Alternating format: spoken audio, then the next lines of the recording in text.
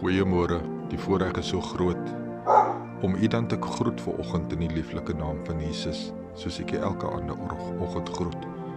Weet jy, dit is so mistig hier in ons area en soms voel ons lewe so mistig. Dit voel so dat alles is so die mekaar en daar is soveel dinge wat in ons lewe gebeur.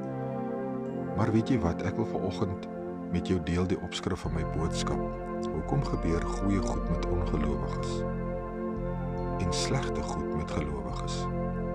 Weet jy, 2 Korintiërs 1 vers 6 en Markus 9 vers 49 is die woord van die nuwe vertaling baie duidelik daaroor. En ek sal dit op hierdie video se skriftelike formaat sal ek dit sit, maar ek wil vanoggend vir jou wys op iets. Weet jy, soms gaan ons deur 'n vuurbeproewing om die soutkarakter in ons lewe uit te bring. Ons almal weet dat sonder sout in ons kos is die kos maar baie onsmaaklik.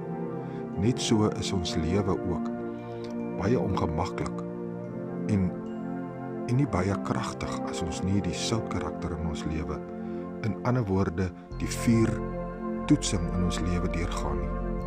Weet jy, soms word ons met vuur getoets, nie om ons te gronde te bring nie, maar om ons sterker te maak.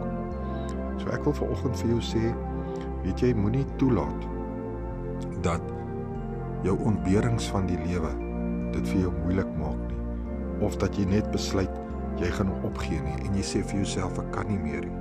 Die lewe is so swaar en die lewe is dit en die lewe is dat en ek het net genoeg gehad en soveel keer gebeur soveel dinge en dit voel vir jou asof jy net eenvoudig nie meer kan nie.